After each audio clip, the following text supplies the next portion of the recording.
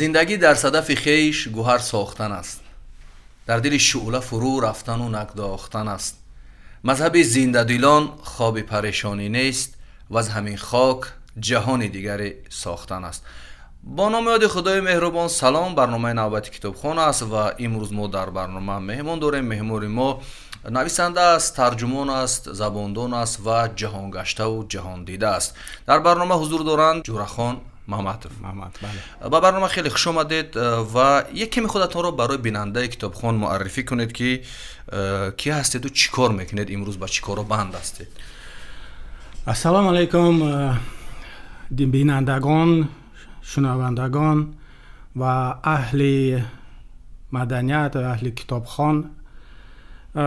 خیلی خوشحال هستم که ما در حضور این جوانای پیشرفته جامعه ما حضور دارم و خوشحال هستم که باز از آن که از سفر کاری به وطن برگشتم، به هوای وطن نفس میکشم. درباره خودم گفتنی هستم که چون دلیر جان گفتن نویسنده است، زباندان است، جهان دیده است. بله، درست قید کردن، چون من از سن 17 سالگیم که مکتب میانه را تمام کردم، از همون وقت از تاجیکستان بیرون زندگی دارم تا هنوز. فقط همون دور مکتبیم، کودکیم در تاجیکستان گذشته و بس سالهایی که در انستیتوت فاکولته زبانهای خارجی در انستیتوت آموزگاری شهر دوشنبه گذراندم. غیر از این دیگر بیرون از وطن هستم. ما وقتی که به یک ترجمه حال شما نظر کردیم دیدیم که شما از سمت نظامی، یعنی همون هوانوردی نظامی، آمدید به سمت نویسندگی و ترجمانی و اون کار هم خیلی یک کار خوب بود. چرا از اون کار دست کشیدید؟ چی شد؟ چی باعث گشت که از سمت به قول لیوچیکی آمدید به سمت نویسندگی و این ترجمانی و این سمت، یعنی طرف علم های گومانیتری آمدید؟ چی باعث گشت؟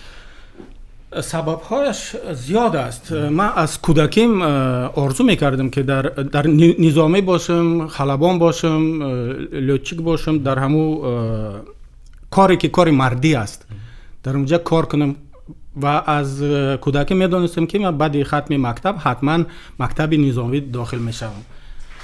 و غیر از مکتب من در ناحیه 5 تولد شدم. او یک شهرک بسته بود، یعنی شهروندان دیگر ناحیه ها برای وارد شهر 5 باید اجازت می گرفتند، ویزا، رخصتنامه می دادن، رخصتنامه باید اونا می گرفتن. و همون شهرک اکثریتش نظامی ها بودن، نظامی های سرحدچیان، و مردمش هم اکثریتش روز زبان بود در اونجا، در خود مرکز شهر. و غیر از مکتب من باز در یک دوم پیانیر میگفتن، خانه پیانران در اونجا یک چیزهای گوناگون بودن که بچه ها مشق در اونجا وقت صرف میکردن بعد از مکتب. و یکی از اونش اویامدل چی بود، یک سکسیه اویامدلی، یعنی ما همو هواپیماها که سمولات‌های خورده خودمون میساختیم، پروازش میفرمودیم. حقیقت ذوق داشتم در اویاسیا، در همراه سمولات‌ها باشم همه وقت. و داخل شدم کراسنایارسک، شهر اچنس. بعد مکتب داخل شدم بدون یگان مشکلی. و او دوره نظامی ها را خیلی احترام میکردن، سالدات ها را، یعنی عسکرها را خیلی احترام میکردن، افسرها را خیلی احترام میکردیم. با موفقیت و مکتب تمام کردم. بعدا خدمت شروع کردم. در اولین جای خدمتم در ازبکستان شهر قرشی بود. 5 سال در اونجا با هواپیماهای نظامی میگ 23 کار کردیم. ما در اون سالهایی که پریسترویکا گلاسنوس میگفتن، وقتای دوره گورباچوف، پراکنده شدن SSR معلوم بود همون وقتا. و از من پرسان کردن که در کدام همون جمهوری که سابق شوروی بود خدمت ادامه میکنم. گفتم در یگان جا ادامه نمیکنم، من وطن برمیگردم. و این سبب اصلی نبود. سبب اصلی من همون وقت فهمیدم که فکرهای ما تغییر یافتن. یک کلمه چی است پاسیفیست میگن. یعنی نظامی بودن هوس نداشتم دیگر، چون کتاب اگر بسیار بخوانید بعد میفهمی که نظامی حفظ وطن، بله حفظ شوروی را ما میکردیم، یعنی یک وظیفه مردی بود، ولی من میخواستم در دیگر ساحه ها باز کار کنم. ذوق دیگرم زبان آموزی بود. من زبان انگلیسی را تا 24 سالگیم نمیدانستم یگان کلمه‌اش. اتستات من فراموش کردم بیارم که در اوجا تصدیق در روبروی زبان‌های خارجی نوشته است که نخوانده است. در صحیفه تاجیکیش، در صحیفه روسیش نوشته است که ایناستران языки не изучал. تا 24 سالگی بعد شروع کردی به زبان آموزی. بله. اینم یک قصه است. اگر وقت داشته باشم من قصه میکنم. یعنی چون این برای جوانان یک موتیویشن میگن به روسی، موتیواسیون میشه و هوس پیدا کردن. بعضیا میگن که من پیر شدم زبان آموختن نمیتوانم، جوان میشدم میآموختم. این همش گپ است. قابلیت مغز انسان تا همین درجه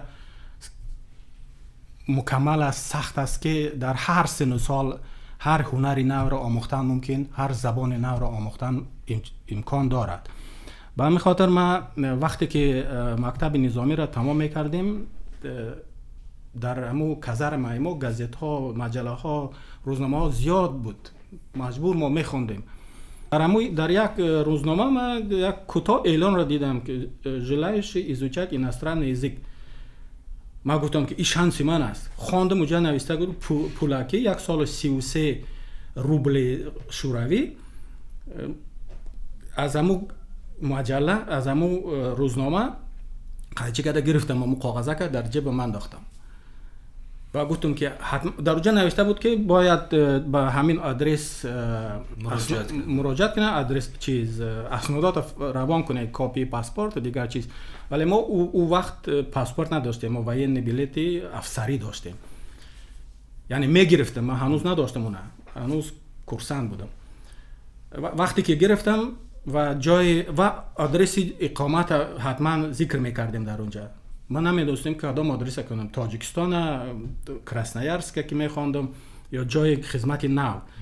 بعد از چند ماه جای خدمت معین شد که قرشی است، فرودگاه نظامی خانواد. همون آدرس روان کردم. اونا بعد یک ماه جوابش اومد شما دیر کردید. سال دوم باز روان کردم. ما 21 ساله نظامی را ختم کرده بودم. 22 سالگیم روان کردم، نشد، باز گفتن دیر. 23 سالگیم روان کردم، گفتن نه دیر کردی. بعد 24 سالگی 3 ماه پیش قبل از شروع شدن درس‌ها روان کردم، شاید یکمین باشم. جوابش اومد قبول شدین 33 روبل به همین آدرس روان کنید. من روان کردم، بعد 330 روبل هم تیار بودم روان کردن، چون یک شوقی بزرگ داشتم. با زبان انگلیسی میگن burning desire، یعنی خواهش سوخت در درون که بیاموزی همون زبانه. چون در اتستات نوشتگی بود نخوانده است، نیزوچال یک چیز بود که یک کمبودی بود در همون وقت. بعد کتاب روان کردن، پلاستینکه های که فونتیکی روان کردن. من از همون روزی که پشت رفتم چیزا را گرفتم، دیگر یگان جا همراه جورام یگان جا نمی رفتم، نه دیسکوتک و نه اودیخ یگان، نه رستوران، نه یگان جای دیگر. شروع کردم خواندن و همین ذوق شوق سخت. بعد 3 ماه فهمیدم که من کم و بیش هر چیز فهمیده است، بدون آموزگار.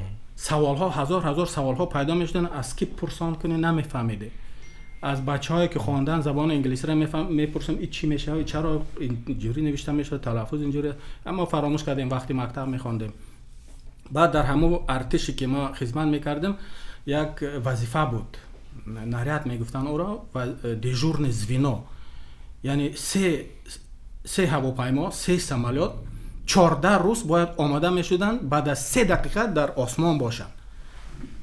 ما همون نفرایی که در اونجا خدمت میکردیم همون 14 روز از پیش همون سمالات ها دور شدن امکان نبود. ما باید 14 روز اونجا در وقت سپری میکردیم. 14 روز 24 ساعت 14 روز با چی کار مشغول باشیم. خب داشتیم شахمت و ششبش و کارتا بازی میکردن، کتابخانه کتاب میخوندن. من زبان انگلیسی را میخوندم و او دفعه من مجرد بودم و بچه‌هایی که خانه‌دار بودن اونا نوبت اونا به همین نریاد، به همون خدمت، به همون وظیفه می اومد پیش من میگم جراخان بیاد از جای ما 2 هفته در همون خدمت همون چی نریاد میروی غیر نوبتی. من گفتم بله رضا هستم. با همین طور من زبان انگلیسی را تا درجه یاد گرفتم که سوالا پیدا میشدن مینویستم، روان میکردم توسط پوسته. از پوسته تا جوابش 2 هفته مسکو میره، 2 هفته بعد من سوال فراموش کردم چی سوال داده بودم ولی جوابش میآید. بعد شروع میکنم از اول، از همون جایی که من سوال داده بودم کتاب جای نافهم شد شروع میکردم آموختن. شما و از اینجا زبان آموختید و اومدید به تاجیکستان، بعداً به تاجیکستان اومدید و چی شد که به سمت نویسندگی رفتید؟ مثلا من اینجاش جالب است که شما خوب زبان آموختید با این قدر مشکلی، البته این کار خیلی مشکل در زمان شما ولی در زمان ما یک کار آسان و ساده است. گفت شما کسی که خواهد این قدر مرکزها هستن و اینترنت است دسترسی اگر هر کس خواهد هر زبانی رو یاد میگیرد، ولی در اون وقت واقعا یک کار خیلی مشکل بود. و چی شد که اومدید به سمت نویسندگی یا فکر کردید که باید بنویسید؟ چی تحولات بود اینجا؟ من از کودکیم کتابخوان بودم. در یادم است که بار اول بیبلیوتک کتابخانه مکتبم صنف 2 اول صنف 2 میخواندم، وارد همون کتابخانه شدم. یک بوی عجیب داشت، بوی همون کتاب ها، بوی کلی، بوی قلم، هنوز در خاطرم همون بوی هست. و معلمه الزا پاولونا میگفتن، همون چی راهبر کتابخانه بود، هم معلمه از سرود بود هم راهبر کتابخانه بود، سرور کتابخانه. گفت جورا چه تو хочешь؟ ما گفتم книгу читать, хочу почитать книгу. گفت این طرف رفت گفت برای صنف‌های 2 و 3 از این طرف کتاب‌ها هستن. بعد قریب تنفسی کلام بود 15 دقیقه.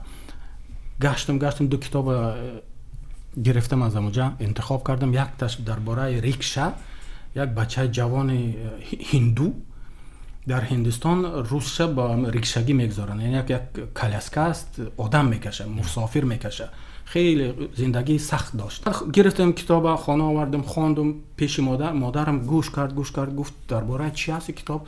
بعد ترجمهش کردم به زبان تاجیکی. گریه کرد مادرم. تاثیر کتاب من یکم بار فهمیدم که چی صنف 2 ساله 7 ساله 8 ساله هستم. بعد دوم کتاب خواندم. بعد مادرم گفت که باز بیار کتاب باز خوان، باز به من صحبت چی نقل کرده.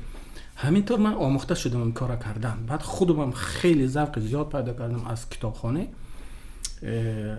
فهمیدم که این یک چیزی عجایب است. وقتی که کتاب میخوانی تو در وارد همون قصه ها همون واقعه ها هستی، یعنی یک زندگی دیگر رو میبینی، دیگر کشور رو میبینی، عرف و عادت اونا رو میفهمی، میخونی. وقتی که کتاب تمام میشد چشم ما گرد اطراف میکردم، ما در خانه شیشتم، ما در اونجا نیست، در هندوستان و یا در امریکا و در فرانسه. و بعد بعضی کتابا رو میخوندم، من میگفتم اینا چطور مینویسن که ما اینا رو میخوانم تصور میکنم که کینو تماشا دارم. تصور میکنم در هموجه هستم. و گفتم یگان بار همین چیز رو من خودم یاد گرفتم، میتوانم یا نه؟ مثل همونا نوشتن، مثل همون نوشته های بزرگ مارک توین و جک لندن و همون وقتا. بعد شروع کردم یک چیز روزنامه خود، هر روز خودم نوشته میکردم. امروز چی کار شد، چی تاثیرات های نو پیدا کردم، در کجا سیر کردم، کدام کتاب را خواندم، با کی شناخت شدم. همین چیزها رو در همون بیبلیوتک، همون کتاب چی دفترک می‌نوشتم. بعد اینا بعد در واین اوچیلیچ در مکتب نظامی هم دوام کردم.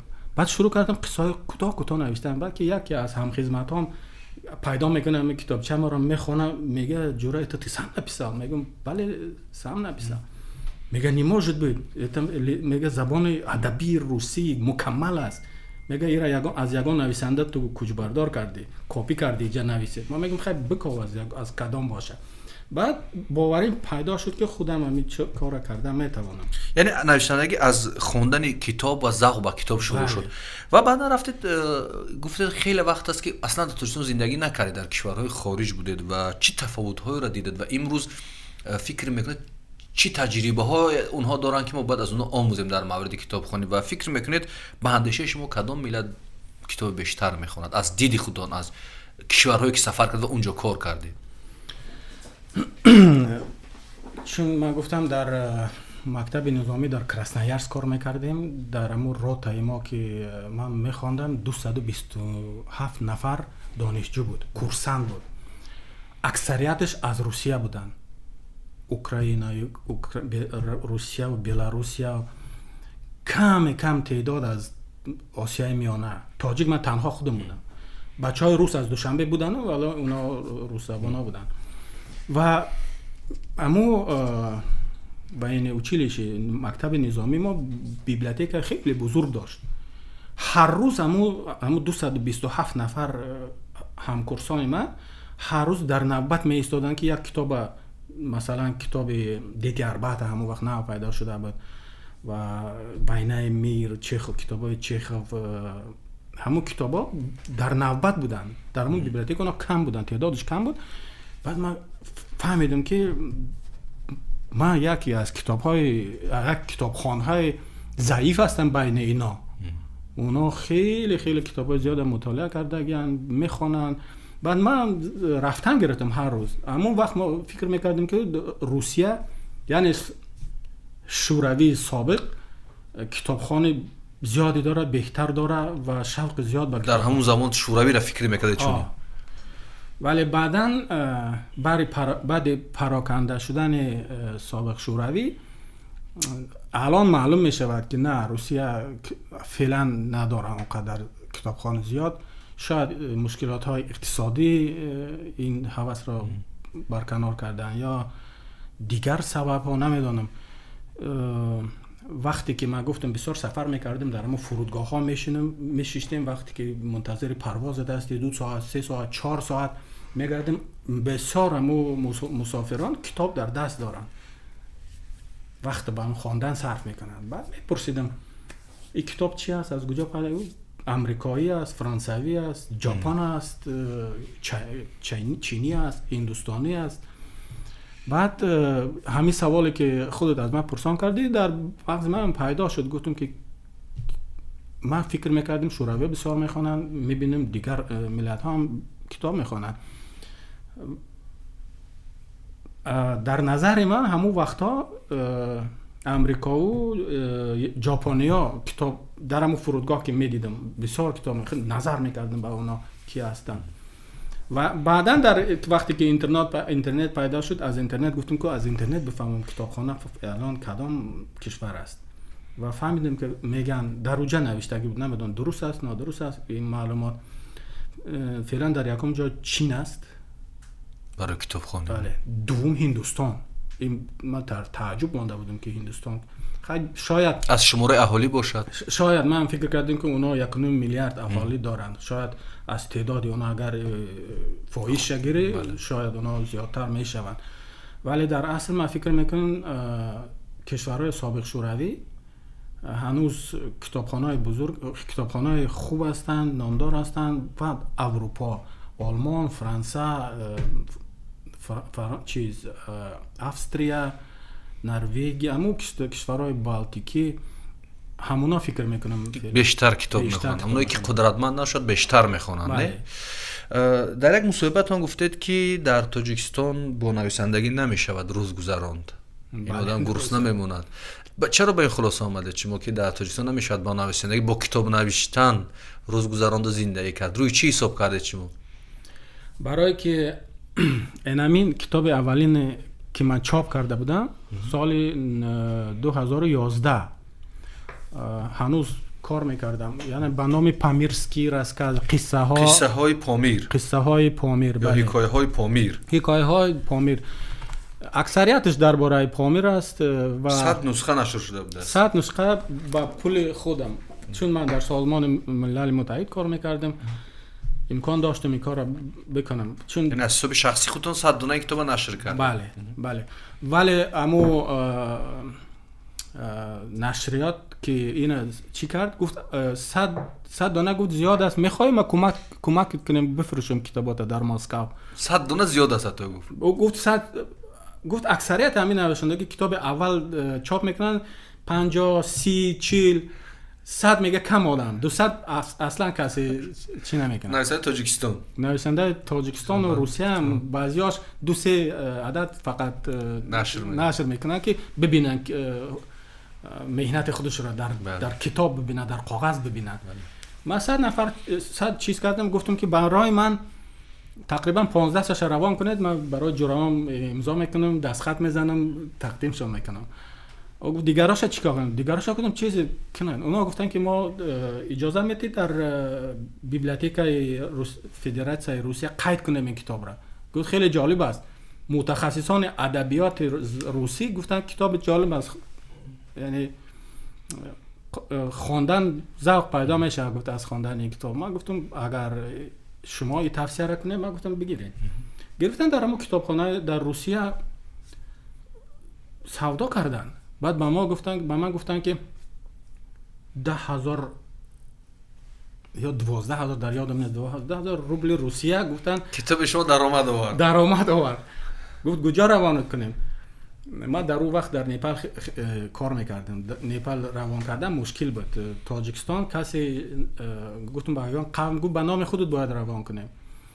ما گفتم امکان ندارم، الان من در چیز هستم در نیپال. بعدن یک شناسم گفت من میتونم برم و نشریات همراهش صحبت کنم، بگم تو فقط اجازه بده که همین نفر میایم میگیرم پولت برای چی میگم. من گفتم اجازه هست. بعد یک قوم از پامیر رفت گرفت، اما 12,000 تقریبا نمیدونم. بعدم همون یکم درآمد از کتاب بود. یعنی یکم کتاب درآمدتون 10,000 روبل روسی بود. اولین کتابی که شما نشر کردید در روسیه. شاید در تاجیکستان داشتین این درآمدم نمیافتید. شاید بعدن این کتاب دیوم نشر کردید. نه، دیوم کتاب اونا در امریکا نشر کردن. اونا اونها نیست در این برنامه. در این برنامه اون نیست. چی نام اون کتاب چی بود؟ او هم پامیرسکی راسکاز بود. همون نفری که از اینترنت این کتاب ما رو پیدا کرد، همون مدیر نشریات روسی زبان ها در امریکا به نام پلاس دا پابلیشرز گفت اجازه میدیم ما کتاب تو را چی کنیم؟ نشر کنیم. ما گفتم بله. از کجا گفتیم فهمیدین؟ میگه یک ژورنال مجله به نام современная мировая литература در اونجا 3-4 قصه تو را پیدا کردیم. ما درک نداشتم که قصه ما در современная لیتراتورا چاپ شده‌اند. بعد این کتاب کدام کتاب رو باز اینجا این کتاب آورد؟ این کتاب همو در امریکا که پیدا کردن، اونا او کتاب را در همو بزرگترین اینترنت کتاب منبع اینترنت کتاب amazon.com در همونجا چاپ کردن، گذراندن. نرخش نمیدونم $10-15 کردگن و یگان سنت هنوز از اونا فایده نگرفتم. یک بار پرسان کردم، گفتم که نفرها به ما مینویسن. یک دخترک از فرانسه، پامیر دختر، میگه کتاب تا خواندم شب ساعت 2 بود. یک قصه به نام اوترا پامیری، صبح پامیر، او را خواندم. میگه درباره شیرچای ما همین قدر جلبناک نوشته که من خستم ساعت 2 شب شیرچای تیار کردم. میگه مادر شوهرم خست، میگه تو چی کار داری در آشخانه؟ میگه هوس شیرچای خوریم پیدا شد. بعد خواندن این کتاب جالب، خیلی جالب. بعدن عمو دخترک گفت که ما گفتم از کجا کتاب مرا پیدا کردی؟ میگه از اینترنت. بعد من فهمیدم که کتابم در اینترنت چی. بعد با او مدیر عمو نشریات روس زبان از خود گفتم ما در چمو شرطنامه‌ای که بسته بودیم 50 فایدش به نشریات میره، 50 فایدش به مؤلف کتاب.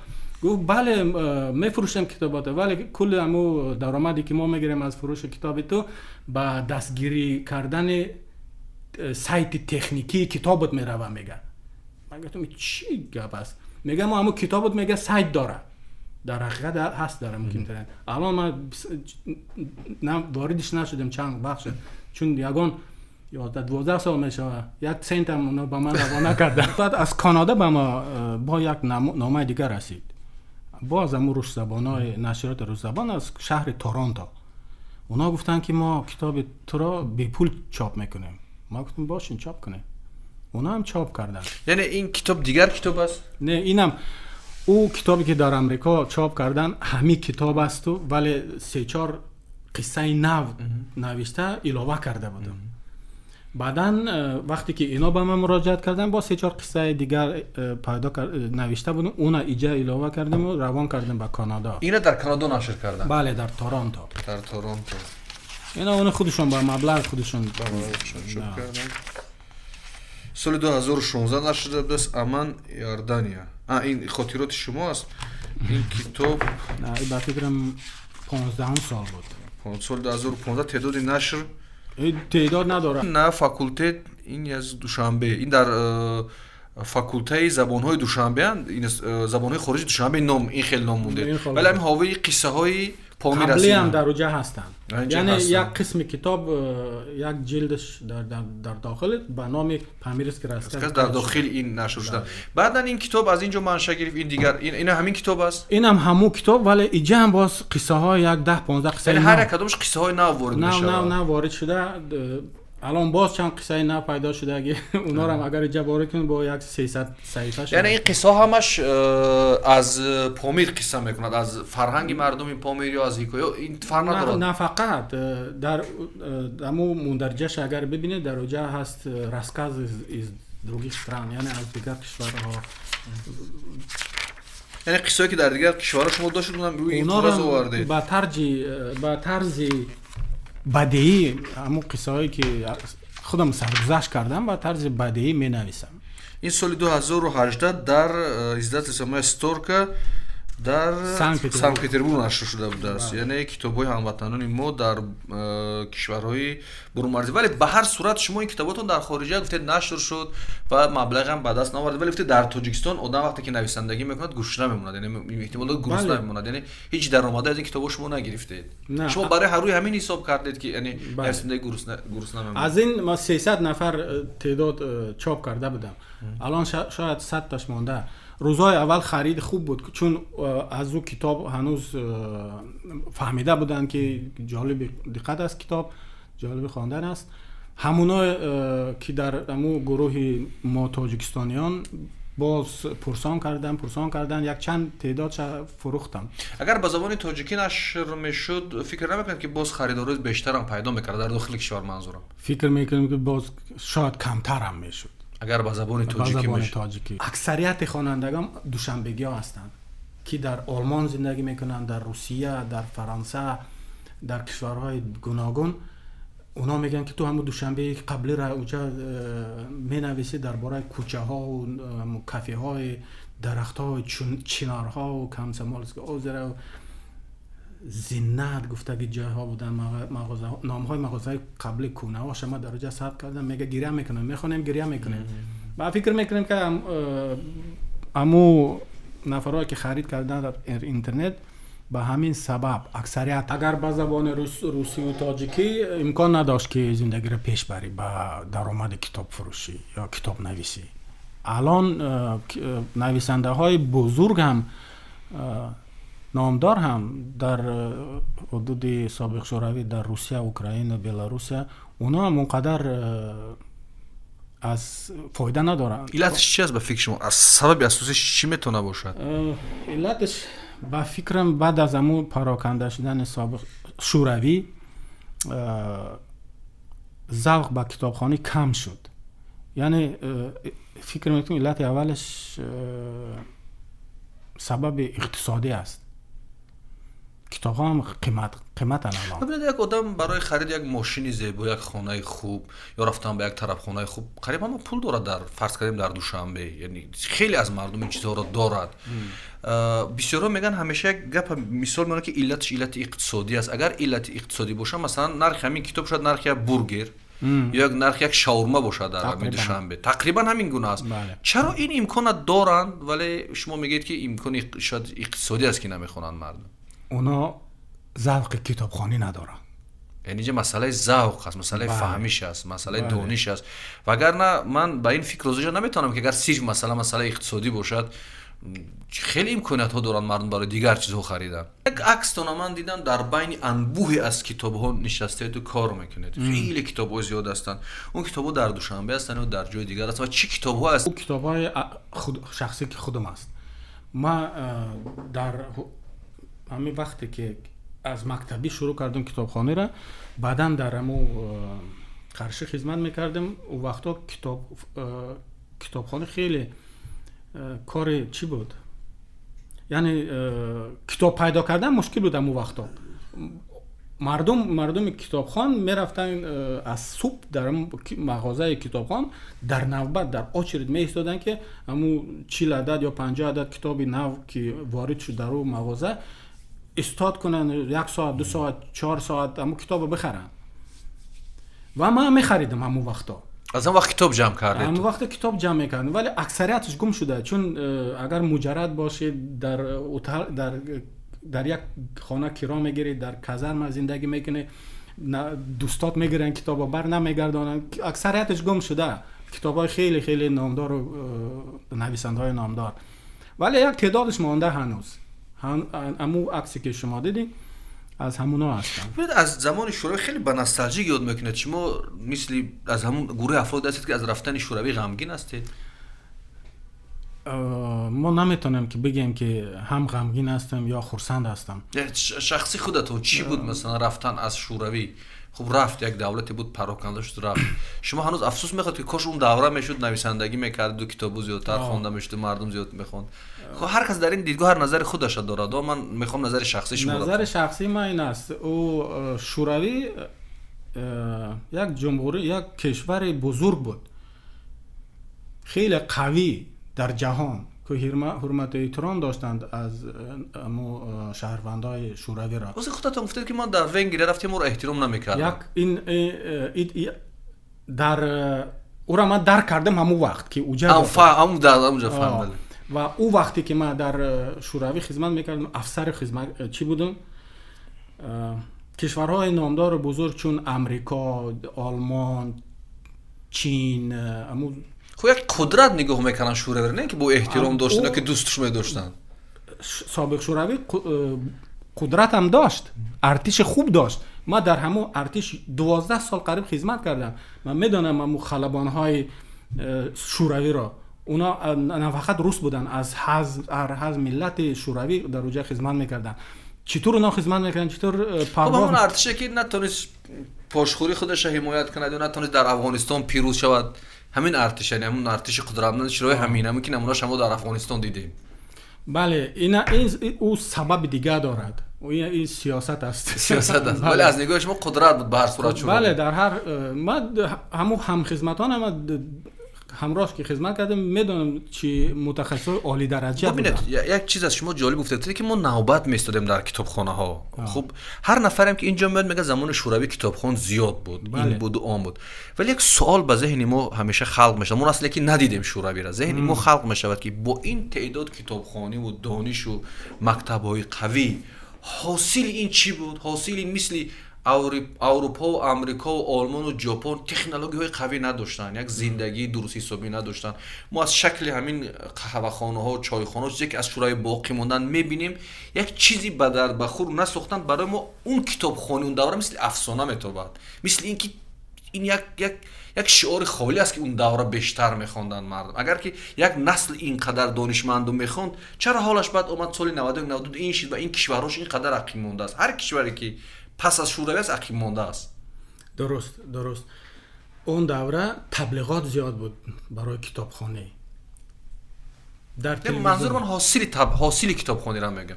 به نظر شما چی باید باشد حاصل یک کتابخانه؟ مثلا شما کتابخانه‌تون باعث که زبان بیاموزید، نویسنده شوید، آدم موفق شوید و برید امروز کل دنیا را بگردید و زندگی خوب داشته باشید.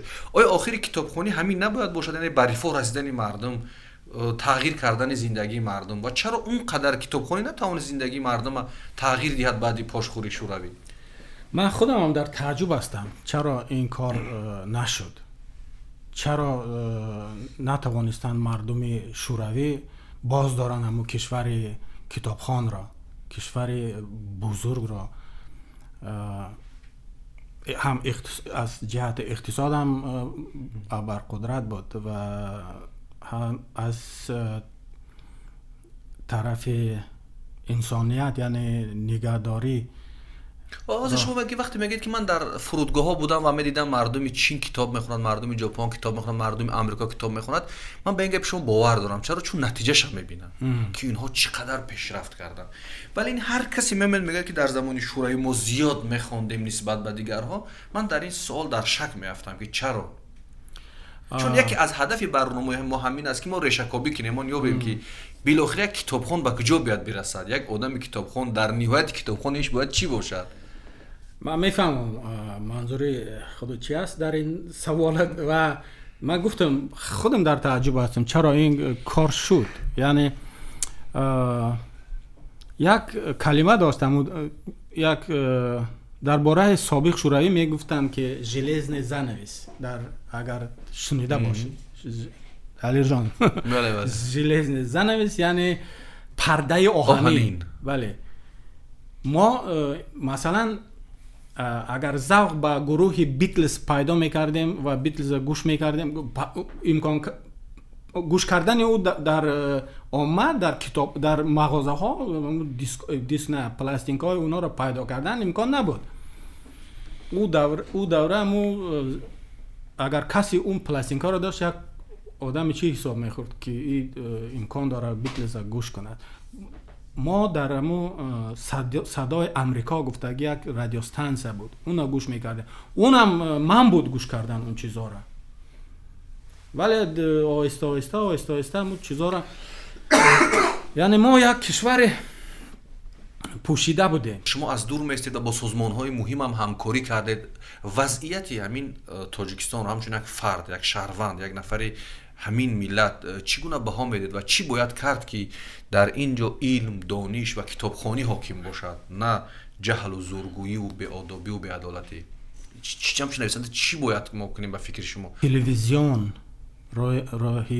رول بزرگ را باید اجرا کنه در این ساحه، چون مردم تلویزیون هر شب در خانه گوش میکنن و همون وقتایی که پرایم تایم میگن به زبان انگلیسی، بعد از 4 بیگه تا شب، همون وقت که هر نفر در خانه است، در همون مورد باید یک برنامه ها پیدا شوند که درباره کتابخوانی ببینن، که مردم ببینند که کتابخوانی خوب است و به منفعت خود شخص است، به منفعت جامعه است، به منفعت کشور است.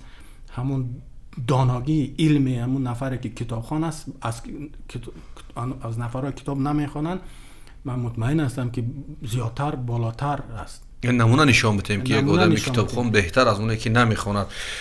اکه جورخان با وجود آن که شما گفتید که از نویسندگی نمیشود پول کار کرد و زندگی کرد، مخصوصا در تاجیکستان، و دارید این کار رو دوام میدید. من بعدم دوام میدید و چه نقشه ها دارید برای نشر کتاب های نو خوندنی و نیت ندارید که اون کتاباتون رو با زبان تاجیکی نشر کنید در دوشنبه؟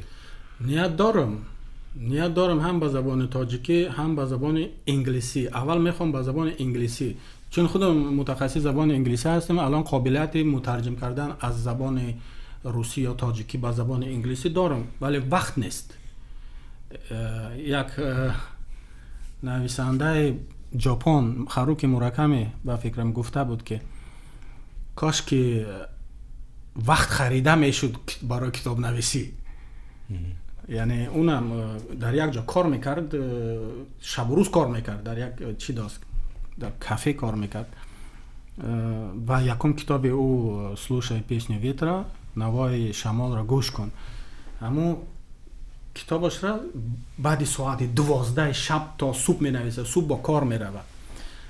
منم در همین حالت هستم. یعنی انگلیسی میدونید، روسی میدونید، اوکراینی میدونید، زبان تاجیکی میدونید، خطی فارسی میدونید، باز چی زبان رو میشد علاوه کرد به اینجا؟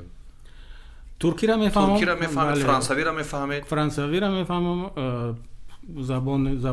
زبان پامی را میفهمم، شغلی را میفهمید، بله، زبان ازبکی را میفهمم. 10 زبان رو میدونید.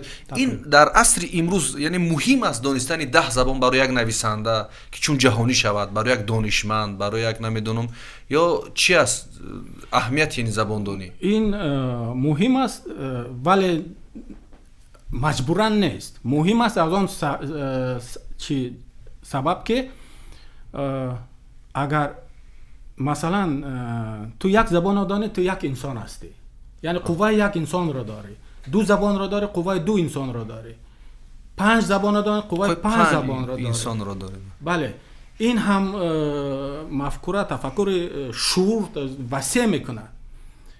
بشر دوست میشوی، آدم دوست میشوی، میفهمی که هر برای همون زبانهایی که من الان صحبت کردم میتونم همون مثلا همون امریکایی یک پیرمرد یا پیرزن را در فرودگاه صحبت میشم، قصه میکنه، او حیات خودش، ما حیات خودم قصه میکنم، من فکر میکنم که ما برادر هستیم یا قوم هستیم، چون هر چیزی که همون خارجی هم مثل ما گریه میکنه، مثل ما تشویش میکشه، مثل ما زندگی داره، بعد تو بشر دوست میشه. جهان رو بهتر میشناسی، جهان رو خوبتر میشناسی. ملت‌گرای از درون و بیرون میشه. اصلا دیگر فکر نمیکنی در روبروی تو هم صحبت کدام ملت است یا از کدام منطقه تاجیکستان است یا دیگر کشور است، تو میفهمی که آدم است.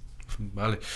اکا جورخان، بیاید صحبت رو خلاصه کنیم و شما از تجربه‌ای که اینقدر سالها اندوختید، کتاب‌هایی که نوشتید، خطابتون به نسل امروزه، نسل جوان تاجیک و آنهایی که دنبال کتاب و دانش هستند چی است و از چی نگرانی میکشید و چی چیز از این جامعه بدتون میاد و چی چیز رو میخواهید که در این جامعه ما تغییر شود، در این مجموع این سالها میخواستم صحبتتون رو خلاصه کنم و برنامه رو به انجام برسانیم.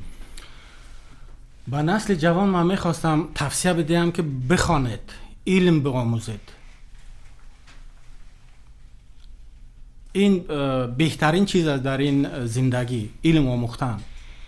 کتاب و آموختن علم از خواندن کتاب وابسته است، مستقیم وابسته است. که چون معلومات های زیاد از کتاب میگیری، در همو مثلا شگرین و کاژ بلزاک بخوانی درباره همان زمان، همون دوره، همون قانونا، همون طرز زندگی را میفهمی و فکرهای اون دوره را در بر میگیری. کتاب میخوانی، باز یک عمر دیگر را سپری میکنی. هر یک کتاب، هر یک قصه و یک عمر تجربه دیگر است، تجربه نو است. به همین خاطر جوانان باید کتاب خوانند، باید آموزن، باید معلومات ها درباره جهان، در دیگر کشور، زندگی، طرز عرف و عادت و دیگر کشورها هم یاد بگیرن، بخوانند. در همه عادت کتابخوانی را نسل جوان پیدا کند، باور کنید اونا در هر ساحه میتونه موفق شوند، در هر ساحه میتونه موفق باشند. هیچ وقت رو افتاده شدن در کار نیست. هر چیزی که آرزو داری، امکان اجرا کردن جامعه عمل پوشیدن همون آرزو را هر یک شخص دارد، اگر همون آرزوی سوزان باشد در درونش، در داخلش. چون من گفتم که زبان انگلیسی را من میخواستم از یاد کنم، تا 24 سالگی را یکم کلمه انگلیسی را نمیدونستم. الان تصور کنید من مترجم سازمان ملل متحد کار میکنم، بعد از 24 سالگی شروع کردم آموختن زبان را. وقتی که بعضی ها میگن که من پیر شدم، مغزم قبول نمیکنه، این همش گپ است، این همه بهانه است.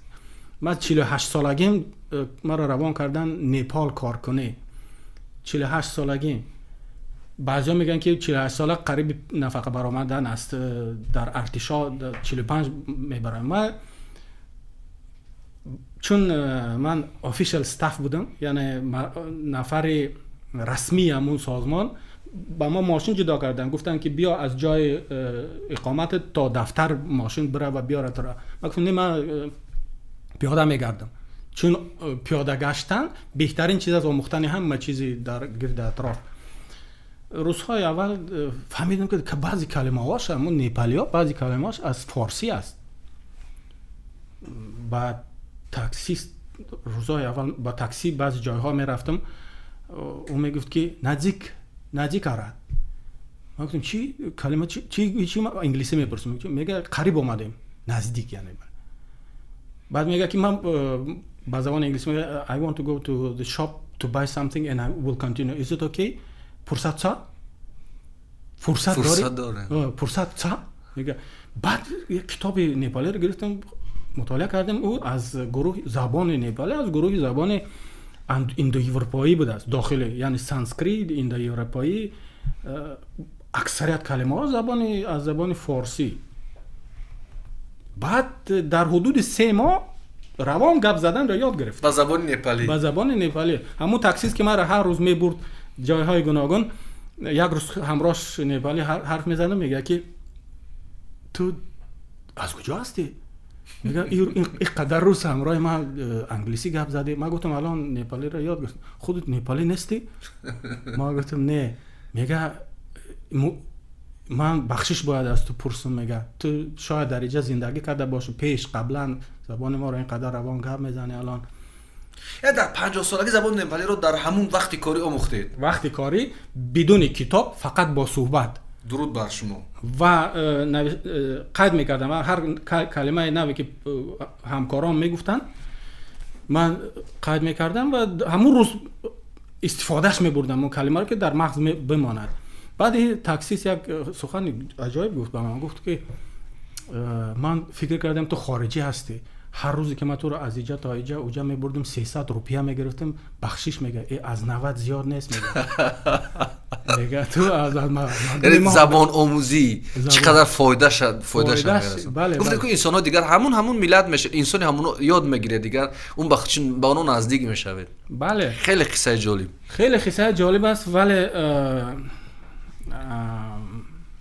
یعنی شما گفتنید به این جوانان، به این کتابخونا که هیچ وقت دیر نمیشد برای آموختن، برای آموزش. یعنی من 50 ساله شدم و 60 ساله شدم و 25 و 30 هستم و دیگر همه چی تمام شد و این ناامیدی که این نسل ما را فرا گرفته است، این جوانان ما را فرا گرفته، بعد ناامید نشوید.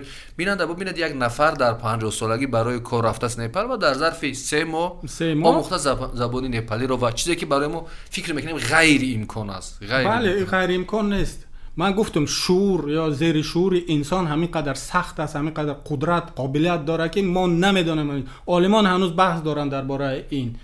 اگر 10 بار پیش از خواب کردن 10 بار تکرار کنه که من میآموزم، من زبان انگلیسی میآموزم، من زبان انگلیسی میآموزم، اما شعور امو را ثبت میکنه در مغز و شروع میکنه امکانیت پیدا کند. بعد میبینی که در راه رفته ایستاده، میبینی که زبان خارجی، زبان انگلیسی، زبان چینی همون شده، بعد اهمیت میدی. این هم از قابلیت همون شعور است. امکانیت همه چیز در دست خودت است.